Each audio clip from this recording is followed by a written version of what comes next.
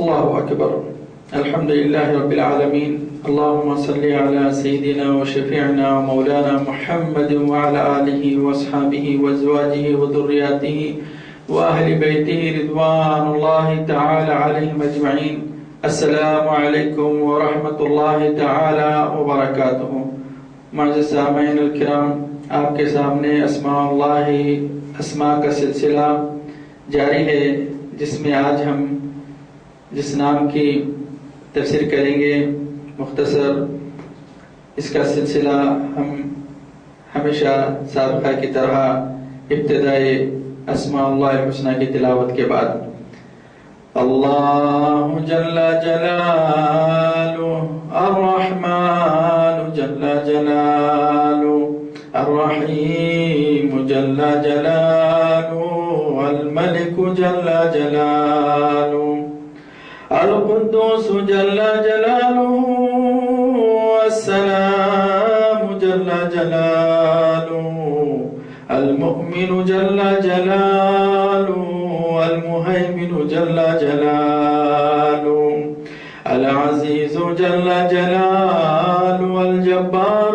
جل جلاله المتكبر جل جلاله الخالق جل جلاله البارئ جل جلاله المصور جل جلاله الغفار جل جلاله الوهاب جل جلاله الرزاق جل جلاله القهار جل جلاله الرزاق جل جلاله العليم جل جلاله القابض جل جلاله وجل شانه. آج آپ کے سامنے اس میں قابض وہ خدا ہے جو ارواح کو اجسام سے قبض کرتا ہے اور نفخے دوم کے دن ان کو پھر جسموں میں داخل کرے گا، اور وہی ہر چیز کا مجدد خالق ہے. مجدد یعنی اللہ سبحانہ و تعالی دوبارہ ہم جیسی مخلوقات کو پیدا کر سکتا ہے، کئی بار پیدا کر سکتا ہے، اور طاقتوروں کو پیدا کر سکتا ہے، اور پھر ان کو قبض کرنے پر، ان کے ارواح کو واپس لینے پر قادر ہے. اس کی وحدانیت بلا مثال اشیاء کے موجود ہے. اللہ سبحانہ عز و جل کی وحدانیت کی مثال کسی چیز سے بھی نہیں مل سکتی. کسی کو آپ یہ نہیں کہہ سکتے کہ یہ واحد ہے یا اس جیسا کوئی نہیں ہے. اللہ سبحانہ عز و جل کی وحدانیت بلا مثال ہے. تمام اشیاء اسی نے ظاہر کی اور اسی کی طرف واپس ہوگی. عود اور ابدا اسی کی جانب سے ہے. عود یعنی واپس ہونا. اول و آخر اور ظاہر و باطن اسی کے نام ہیں. وہی فعل، فاعل، مفعول، اور وہی قابل و مقبل ہے، اور وہی سب ناموں والا واحد اللہ تبارک و تعالی ہے. اللہ تعالی کا ارشاد ہے هو الذی یبدأ الخلق ثم یعیدہ. وہی اللہ تبارک و تعالی معبود و الہ ہے جس نے خلقت کی ابتدا کی، وہی تم کو واپس کرے گا. رسول اللہ صلی اللہ علیہ وآلہ وصحبہ وسلم سے عمران بن حسین نے ابتدائے آسمان و زمین کا سوال کیا تو آپ سرور کونین علیہ تحیۃ والسلام نے فرمایا اس وقت اللہ تھا اور کچھ نہ تھا، وہی سب سے اول ہے، وہی آخر ہے، اس سے پہلے اور آخر میں کوئی نہیں ہے. کل من علیہا فان ویبقى وجہ ربک ذو الجلال والاکرام. جو کچھ بھی کائناتوں پر ہے وہ سب فنا ہو جائے گا سوائے وجہ رب ذو الجلال والاکرام کے. وہی باقی رہنے والی ذات رب تبارک و تعالی ہے. مسند عبد الرزاق میں اور مسند احمد میں روایت ہے رسول کریم صلی اللہ علیہ وسلم فرماتے ہیں اللہ تعالیٰ نے سب سے پہلے میرا نور پیدا کیا، اول ما خلق ربی خلق نوری، پھر لوح محفوظ پیدا کیا، بعد میں ذوات و موجودات کو ظاہر کر کے علم سے ان کا احاطہ اور گنتی شمار کیا، پھر مشیت، تدبیر، حکمت اور فطرت پر پیدا کیا، پھر عقلوں کو توحید سے مالا مال کیا، پھر ارواح کو نشاط و احکام دیے، پھر سینوں کو ارواح کے مرکز اور حیات کا مستقر بنایا، پھر ملکوت اعلیٰ سے اور حروف کو انوار صفات سے مزین کر کے لوح محفوظ میں رکھا، پھر عالم ملکوت پیدا کر کے متعدد عوالم کے اسماء اور درجات مرتب کیے اور اپنے حکم سے کائنات ظاہر فرمائے۔ اللہ تعالیٰ نے آدم علیہ السلام کو پیدا کرنے کا جب ارادہ کیا تو سیدنا جبرائیل علیہ السلام کو حکم دیا کہ زمین سے مٹھی بھر مٹی لے آؤ۔ سیدنا جبرائیل علیہ السلام زمین پر آئے اور مٹھی بھرنا چاہے مٹی سے تو زمین نے قسم دی اللہ سبحانہ و تعالیٰ کی اور مٹی اٹھانے سے منع کر دیا، تو سیدنا جبرائیل علیہ السلام لوٹ گئے۔ تو پھر اللہ سبحانہ و تعالیٰ نے حضرت میکائیل علیہ السلام کو بھیجا، اس نے بھی جب میکائیل علیہ السلام زمین پر آئے اور مٹھی بھرنا چاہے مٹی سے تو زمین نے قسم دی کہ آپ کو رب تبارک و تعالیٰ کی قسم، آپ جو ہے مٹی نہ لے جائیے، مجھ سے فنا نہ کیجیے، جدا نہ کیجیے۔ تو حضرت میکائیل علیہ السلام بھی لوٹ گئے۔ پھر اللہ تبارک و تعالیٰ نے حضرت اسرافیل علیہ السلام کو لانے کے لیے بھیجا، ان کو بھی زمین نے قسم دے کر لوٹا دیا۔ اسی طرح سیدنا جبرائیل علیہ السلام، میکائیل علیہ السلام، اسرافیل علیہ السلام سب لوٹ گئے۔ پھر اللہ سبحانہ و تعالیٰ نے سیدنا عزرائیل علیہ السلام کو روانہ کیا۔ حضرت عزرائیل علیہ السلام زمین پر آئے، زمین نے ان کو بھی قسم دی، لیکن انہوں نے اپنی قوت سے کہا مجھے اس نے بھیجا ہے جس کے قبضے میں میری جان ہے، میں تیری نہ مانوں گا بلکہ اس کے حکم کی تعمیل کروں گا۔ چنانچہ زمین سے مٹھی بھر مٹی لے کر آسمان کو لے گئے۔ وہ اس میں قابض کی تسبیح پڑھتے تھے۔ حضرت عزرائیل علیہ السلام، اللہ قابض ہے، قبض کرنے والا ہے، لہ الاسماء الحسنى فادعوه بها، وللہ الاسماء الحسنى فادعوه بها، یعنی اللہ سبحانہ عز و جل کے پاک نام ہے، اس کے بڑائی والے نام ہے، اس کی صفات والے نام ہے، اس کے قدرت والے نام ہے، ان ناموں کی تم تسبیح کیا کرو۔ اللہ سبحانہ و تعالی امت محمدیہ صلی اللہ علیہ وسلم پر آیت شریفہ میں یہ فرما رہا ہے، جس میں سے سیدنا عزرائیل علیہ السلام اس میں قابض کی تسبیح پڑھا کرتے تھے، اسی لیے آپ نے اس کو قبض کرنے میں کامیابی حاصل کر لی۔ اللہ تعالیٰ نے فرمایا تم نے مٹی لے آئے، آئندہ بھی تم ہی ارواح کو قبض کرنا۔ اس وقت سے حضرت عزرائیل علیہ السلام ارواح قبض کرنے پر متعین کیے گئے۔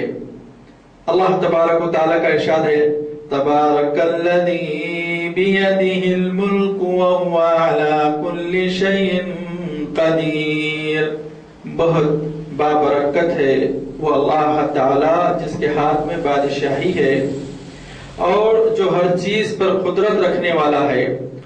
موت و حیات کا خالق اللہ عز و جل ہی ہے۔ اللہ تعالیٰ نے اپنی تعریف بیان فرما رہا ہے، کس طرح سے تعریف فرما رہا ہے؟ تبارک الذی بیدہ الملک، پاک ہے وہ ذات، اپنی بڑائی کر رہا ہے اور خبر دے رہا ہے کہ تمام مخلوقات پر اس کا قبضہ ہے، جو چاہے کرے، کوئی اس کے حکموں کو ٹال نہیں سکتا، اس کے غلبے اور حکمت اور عدل کی وجہ سے اس سے کوئی باز پرست نہیں کر سکتا۔ اللہ سبحانہ و تعالی کا غلبہ ہے، اس سے کوئی بچ سکتا ہے، باز پرست نہیں کر سکتا ہے۔ ہاں بھاگ سکتا ہے؟ نہیں بھاگ سکتا ہے. جیسا کہ قرآن پاک میں سورۃ الرحمن کی آیت آئی ہے، یا معاشر الجن والانس یا معاشر الجن والانس ان استطعتم ان تنفذوا من اقطار السماوات والارض فانفذوا لا تنفذون الا بسلطان. اے انسانوں اور جنوں کے گروہ، بھاگ نکلو، باز پرستی کر لو، بچنا چاہتے ہو تو بھاگ نکلو زمین و آسمان کے کناروں سے.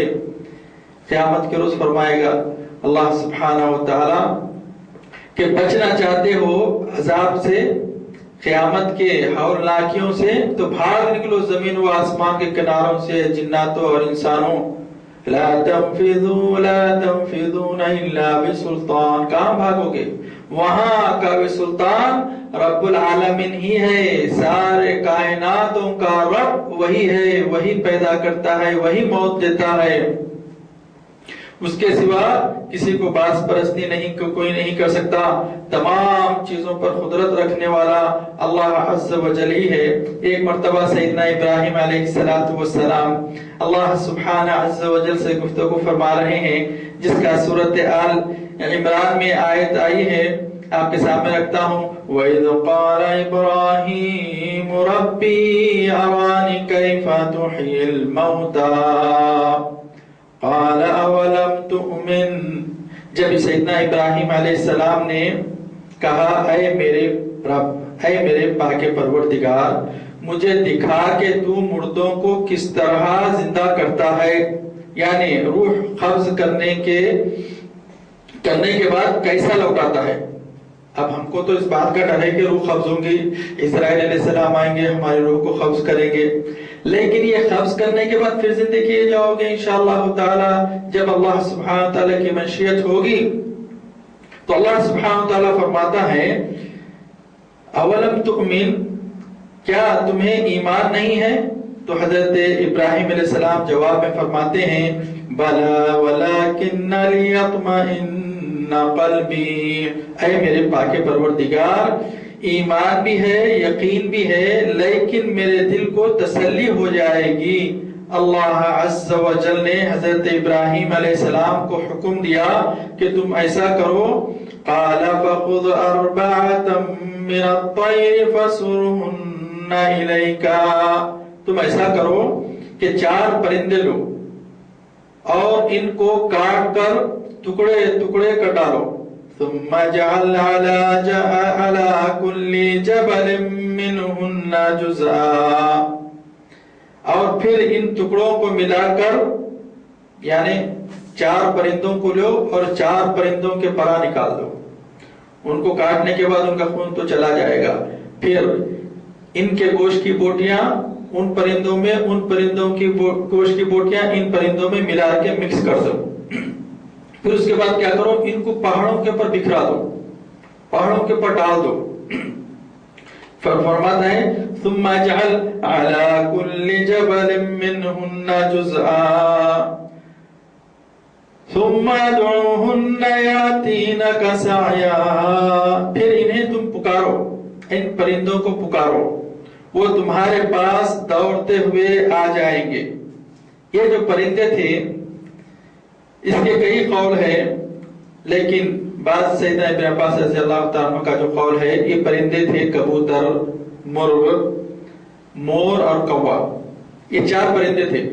ان چاروں پرندوں کو حضرت ابراہیم علیہ السلام نے لیا اور ان کے پرا نکال دیے اور ان کی چمڑی نکال دی، ان کے گوشت کے ٹکڑے ایک دوسرے کے اندر ملا دیے اور مختلف جو ہے 4 یا 7 پہاڑوں کے اوپر لے جا کر آپ نے اس کو بکھرا کر ملا کے مکس کر کے پھینک دیا. پھر ان ٹکڑوں کو بکھرا دینے کے بعد ان کے جو سر تھے پرندوں کے، جیسا مور تھا، مور کا سر آپ کے اپنے پاس رکھ لیا، کوے کا سر آپ نے اپنے پاس رکھ لیا، مرغ کا سر اپنے پاس رکھ لیا، سب سے کبوتر کا سر آپ اپنے پاس رکھ لیا. اب بکھرا دینے کے بعد میں بات اس میں آئے کہ کئی دن بھی گزر گئے تھے. اب سیدنا ابراہیم علیہ السلام کھڑے رہ کر پکار رہے ہیں کوے آجا. اب کوا آ رہا ہے اس کا خون کا ایک ایک خطرہ ایک جگہ ہو جا رہا ہے بحکم الہی رب العزت کے، سمجھے؟ پھر اس کے تمام پر ایک جگہ پر آ کے جمع ہو جا رہے ہیں، پھر اس کی گوشت کی بکھری ہوئی بوٹیاں جو مختلف جانوروں کے ساتھ میں ملی ہوئی تھی وہ بھی آ کر جڑ گئی ہیں، اور کوا آ رہا ہے۔ اب جب کوا اڑ کر آ رہا ہے، دیکھو رب العالمین کی حکمت، جب کوا اڑ کر آ رہا ہے تو سیدنا ابراہیم علیہ السلام اس کو مور کا سر دے رہے ہیں، تو وہ پرندہ اس کو قبول نہیں کرے گا، قبول نہیں کیا۔ پھر اس کے بعد اس کو مرغ کا سر دے رہے ہیں، تبھی بھی وہ اس کو قبول نہیں کیا، جب تک کہ جس پرندے کو آپ نے پکارا ہے وہی پرندہ نہیں آ جاتا۔ جب وہ پرندہ آپ کے پاس آ گیا، کوے کو پکارا، تو کوے کا سر ہی دینے پر وہ پھر اس کا سر اس کے ساتھ میں جڑ گیا۔ اور اسی طرح سے جملہ پرندے مور ہے، جب مور کو پکارے آپ تبھی بھی جو تو یہی حرکت آپ نے کی کہ اس کو مختلف سر دیے، وہ بھی قبول نہیں کیا۔ اس کے بعد آپ نے اس کا اپنا سر دیا، تو پھر یہ پرندے اڑتے ہوئے پھر جو ہے آزاد ہو گئے، جس سے اللہ سبحانہ وتعالی فرماتا ہے وَاعْلَمْ أَنَّ اللَّهَ عَزِيزٌ حَكِيمٌ، جان رکھو کہ اللہ تعالی غالب ہے، حکمتوں والا ہے۔ اللہ سبحانہ وتعالی جس طرح سے ہم کو اس دنیا میں بھیجا ہے، اسی طرح سے وہ ہم کو قبض کرنے پر بھی قادر ہے۔ اللہ سبحانہ وتعالی کی پکڑ سے بچو۔ اللہ سبحانہ وتعالی کی پکڑیں بہت قسم کی ہیں۔ آپ یہی نہیں کہ قبض کرنے میں روحوں کی قبض ہے، بلکہ بہت سارے چیزیں بھی جو ہے انسان کے اعمال بھی جو تو قبض ہو جاتے ہیں۔ جب انسان کے دل سے اللہ کی وحدانیت، رسول اللہ صلی اللہ علیہ وسلم کی رسالت نکل جاتی ہے تو وہ شخص مرتد ہو جاتا ہے، اور اس کے تمام اعمال احبط ہو جاتے ہیں، قبض کر لیے جاتے ہیں، ختم کر دیے جاتے ہیں، پھر وہ اعمال اس کے کارآمد نہیں ہوتے ہیں۔ اور سب سے بڑی برائی یہی ہے کہ اللہ سبحانہ عز و جل کی رحمتوں سے نا امید ہو جانا۔ اللہ کی رحمتوں سے ہمیشہ وابستہ رہنے والا صاحب ایمان، صاحب یقین ہے۔ جو اللہ سبحانہ عز و جل کی رحمتوں سے نا امید ہو گیا، اللہ سبحانہ عز و جل کی حکمتوں سے آدمی مایوس ہو گیا، وہ آدمی گمراہ ہے۔ قرآن پاک میں آیا ہے لا تقنطوا من رحمت اللہ، اللہ کی رحمت سے نا امید مت ہو۔ ومن يقنط من رحمت اللہ وهم ضالون، جو اللہ سبحانہ عز و جل کی رحمت سے نا امید ہو گیا وہ گمراہ ہے۔ اللہ سبحانہ و تعالی اپنے حبیب صلی اللہ علیہ وآلہ وسلم سے فرماتا ہے اے میرے حبیب، آپ بھی مجھ کو محبوب ہیں، آپ کی وجہ سے آپ کی امت بھی مجھ کو بہت عزیز ہے، ان سے یہ کہہ دیجئے قُلِ اللَّهِ كَتَبَ عَلَى نَفْسِهِ الرَّحْمَةِ، اے حبیب صلی اللہ علیہ وسلم آپ اپنی امت سے فرما دیجئے کہ میں وہ ذات ہوں جو اپنے آپ سے رحمت لکھ لیا ہوں، اپنے آپ میں تعریف کرنے والا ہوں، اپنے آپ میں تکبر کرنے والا ہوں۔ کون سا تکبر کہ میں رحمت والا ہوں، میں بخششوں والا ہوں، میں نوازنے والا ہوں، میں رزقوں والا ہوں، میں ہی رزقوں کو جو مخلوق میں بانٹتا ہوں۔ اللہ سبحانہ و تعالی ہم تمام کی مغفرت فرمائے، یا رب العالمین ہماری جو ہے گناہوں کو معاف کرے۔ نبی کریم صلی اللہ علیہ وسلم جب معراج کی رات میں حضرت عزرائیل علیہ السلام سے ملاقات ہوئی تو آپ نے سوال کیا یا اخی عزرائیل علیہ السلام، اے میرے عزرائیل بھائی آپ یہ بتائیے کہ روح کسے کہتے ہیں، روح کیا ہے؟ تو حضرت عزرائیل علیہ السلام نے کہا مجھ کو پتا نہیں ہے، کیونکہ روح کیا ہے حقیقت میں حکم الہی ہے، اس کو سوائے اللہ عز و جل کے کوئی نہیں جان سکتا۔ اب آپ دیکھ رہے ہوں کہ ڈاکٹر سب کچھ کر سکتے، لیکن روح کہاں جا رہی کیسی جا رہی اس کو نہ لوگ پکڑ سکتے نہ کسی کے اندر ڈال سکتے سوائے رب العالمین کے، حتی ملائکہ نہیں جان رہے ہیں۔ حضرت نبی کریم علیہ السلام فرما رہے ہیں یا اخی عزرائیل روح کی کیفیت بیان کر، روح کیا چیز ہے؟ بولے مجھ کو پتا نہیں ہے۔ ہاں جب اللہ کے حکم سے میرے سامنے ایک جو درخت ہے، اس درخت پر میں نظر رکھتا ہوں، اس میں بہت ہر ایک انسان کے مخلوق کے نام لکھے ہوئے ہیں، اور یہ درخت کا پر جو پتا ہے اس پر اس کا نام لکھا ہوا ہے، وہ 40 دن پہلے سے پیلا پڑ جاتا ہے تو میں اس کے اوپر نظر رکھتا ہوں، اور جب اس کے گرنے کا وقت آ جاتا ہے عین وقت جو ہے میں اس کے پاس پہنچ جاتا ہوں اور اس کی روح قبض کرتا ہوں۔ جب میں روح قبض کرتا ہوں تو اپنی ہتھیلی پر ایک بوجھ سا محسوس کرتا ہوں۔ مجھ کو معلوم نہیں ہے کہ روح ہے تو کیا ہے، روح کیا ہے مجھے پتا نہیں ہے، بلکہ ایک اپنی ہتھیلی پر ایک بوجھ سا محسوس کرتا ہوں۔ حضرت نبی کریم صلی اللہ علیہ وسلم نے فرمایا یا اخی جبرائیل، روح کے کھینچنے کی کیفیت تو بیان کرو۔ اس کے تو بہت سارے بیانات ہیں کہ فرشتے جب آتے ہیں بندے کے پاس میں، مومن بندے کے پاس، تو کہتے ہیں اے اطمینان والی، اے مومن روح نکل اپنے رب کی طرف چل، رحمتوں اور بخششاں والے رب کی طرف چل۔ تو اس مومن بندے کی روح، اطمینان والے رب پر یقین و ایمان رکھنے والے کی روح ایسے نکلتی ہے اس کے جسم میں سے جیسے مشکے میں سے پانی ٹپک جاتا ہے۔ پھر اس کی روح کو جنت سے لایا ہوا کفن، ریشمی کفن اور عمدہ خوشبو میں لپیٹ کر ملائکہ پہلے آسمانوں کی طرف لے کے چلے جاتے ہیں۔ ابھی اس کو نہلایا نہیں گیا، اس کو غسل نہیں دیا گیا، اس کو دفنایا نہیں گیا، لیکن یہ کیفیت یہاں پر ہوتی ہے۔ اب فرشتے تمام کے تمام لے کر اس کو آسمانوں کی طرف چڑھتے ہیں تو اس سے ایسی عمدہ خوشبو آتی ہے کہ ایسی خوشبو کبھی کسی نے سونگھی نہیں ہے زمین پر۔ فرشتے کہتے ہیں یہ عمدہ خوشبو کس کی ہے، آپ کس کی روح کو لے جا رہے ہیں؟ تو فرشتے کہتے ہیں یہ روح فلان بن فلان کی ہے، اس کے اچھے اچھے نام لے کر بیان کرتے ہیں۔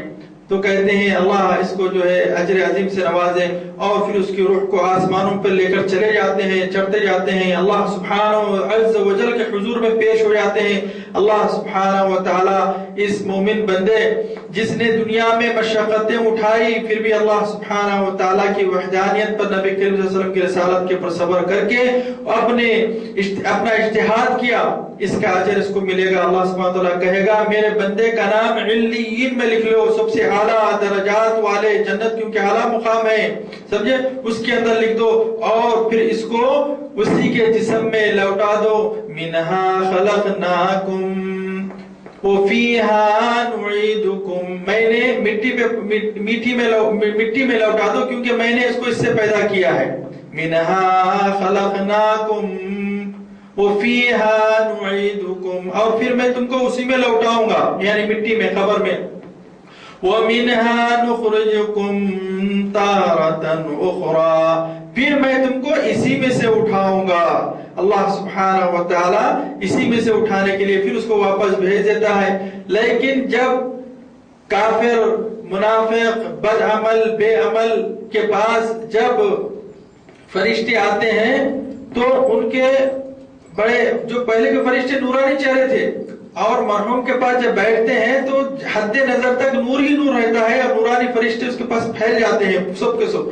اب اس کے بعد جو آتے ہیں کالے بھیانک شکلوں کے جو فرشتے آتے ہیں اور اس کی حد نظر تک بیٹھ جاتے ہیں، اور اس کی وحشت اور سکرات جو ہے تو اور بے انتہا بڑھ جاتی ہے، اور فرشتے کہتے ہیں اے خبیث روح، اے مردود آدمی، نکل اور اپنے رب کی طرف چل جہاں پر تجھ کو عذابیں دیے جائیں گے۔ اب اس کی روح جسم میں چھپتے پھرتی ہے، بھاگتے پھرتی ہے، کبھی سر کے پاس جاتی ہے، کبھی پیر کے پاس جاتی ہے، تو ان کے پاس ایک ایسا ہتھوڑا ہوتا ہے، اگر وہ ہتھوڑے کو اگر کسی بڑے پہاڑ پر مارا جائے تو پہاڑ ریت بن جائے، ایسے بڑے ہتھوڑے سے اس کے پیر کے اوپر مارا جاتا ہے تو سر پر جاتی ہے، پھر سر سے مارتے ہیں تو پیر پر جاتی ہے۔ روحانی تکلیفیں ہیں یہ یاد رکھو، ایسا نہیں کہ مردہ آدمی میت تو سامنے ہے سکرات کی حالت میں، اس کے اوپر کوئی ہتھوڑے نہیں پڑے، بلکہ اس کی روحانیت کے اوپر برابر ہتھوڑے پڑ رہے ہیں۔